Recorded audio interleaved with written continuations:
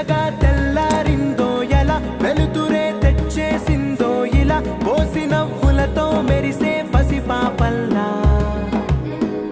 చేదతో బావులలో గలగల, చెరువులో బాతుల ఈతల కళ, చేదుగా ఉన్న వేపను నమిలే వేళ. చుట్ట పొగ మంచుల్లో, చుట్టాల పిలుపుల్లో, మాటలే కలిపేస్తూ మనసారా మమతల్ని పండించి